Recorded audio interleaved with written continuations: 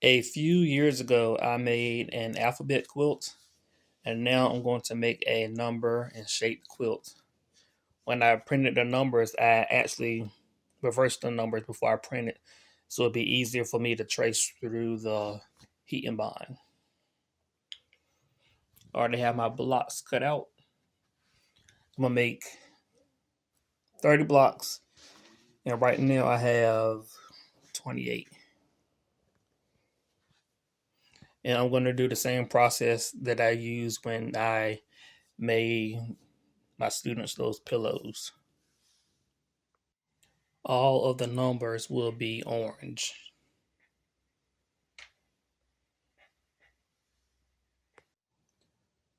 So this mark is telling me that all my fabric need to be pointing either this way or that way. The numbers will lie in between these two lines, and I also have crease marks to help me center the numbers.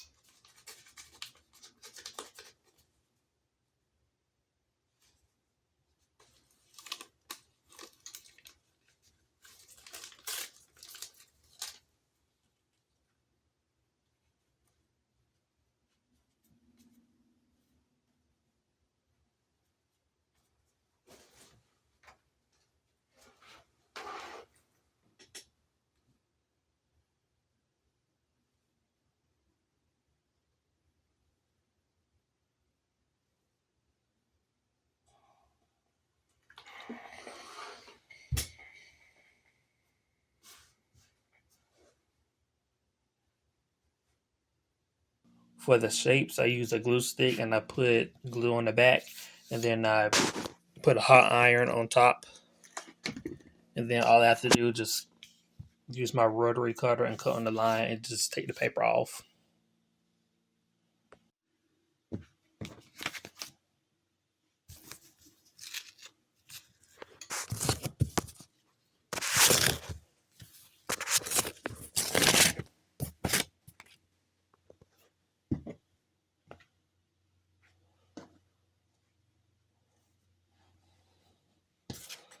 And then I'll take my 15-inch block. I'll probably put some more glue on this side and glue it down. Here are some of the shapes. And the next shape I'm going to make is a cube, but I believe it's called a tumbling block. But I'm just going to make one. I have a 4-inch strip. I'm going to use the 60-degree line on my ruler.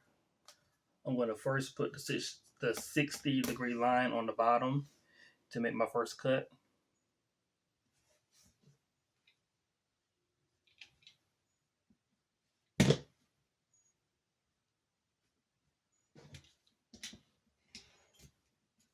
I got a chip in my ruler. I need to buy a new one. And since this is a 4-inch strip, I'm going to put the 4-inch line on this side and make my next cut.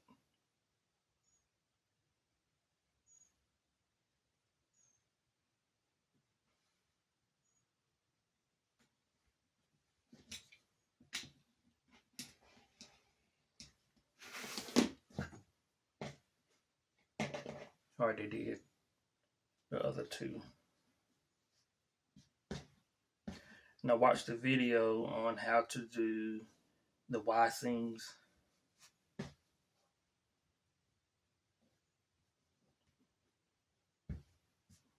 I guess that's upside down for y'all. Is it?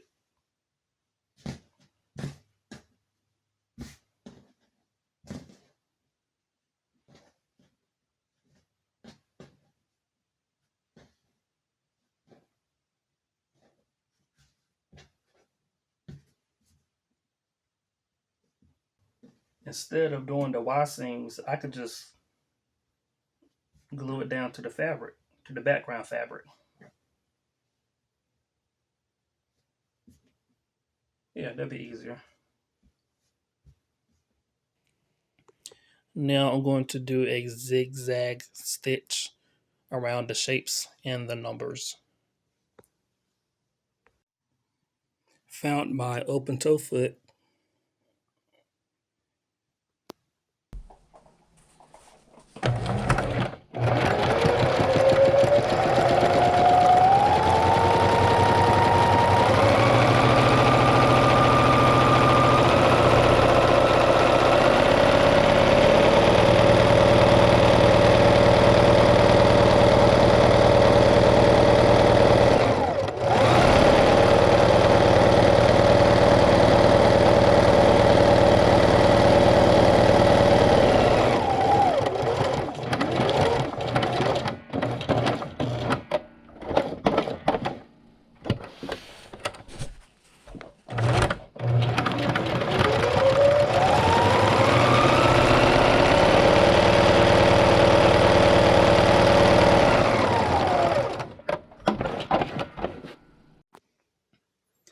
I haven't decided how many borders I want to add.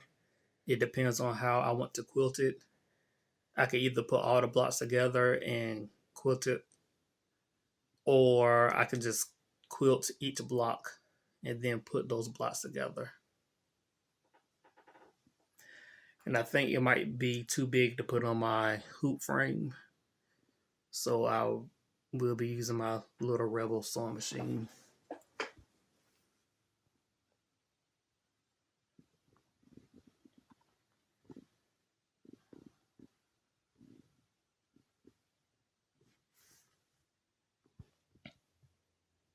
I was going to put the blocks together, but I made a mistake. The first border was supposed to be this lime green, but it was supposed to be a little border, and then the next border was going to be the background. So now I'm just going to quilt each block. It's always something. I pieced the border on this machine, and since I did the piece on this machine and it's already out, I figured I'd do the quilting on this machine. I started making my quilt sandwiches, but just with the batting. And I use this basting spray. And I forgot that machine doesn't like this basting spray, so I'm gonna have to switch machines. Another problem. I really want to use this orange, but I don't think I have enough. Walmart doesn't have orange. Hobby Lobby doesn't have orange. It's a single place in town. They might have the orange, but today is Sunday, and they won't be open until Tuesday. So I might have to go with this one or this one. But I really want this one.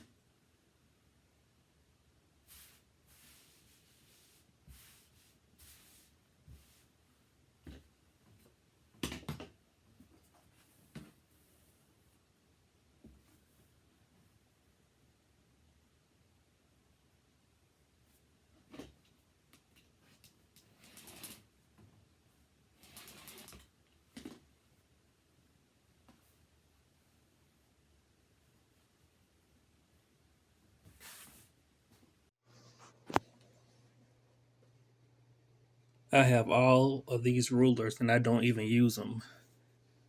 So I guess I can experiment. I probably won't um, record myself doing this part. Maybe another part.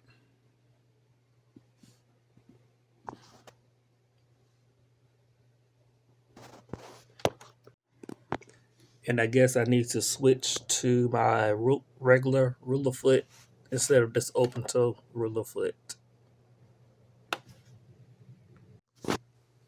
Just a just a little bit of advice. I haven't started yet, but if you put it on regulated mode, like here's the sensor, so I can only like I can't even quilt right here because it has to be covering the sensor. So make sure you have enough of your backing to cover the sensor.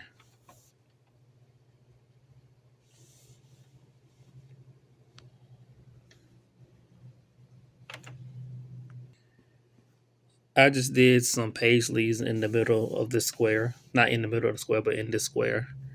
And I don't know how people can free motion quilt with a ruler foot. I need an open toe foot so I could see. It was hard for me to see.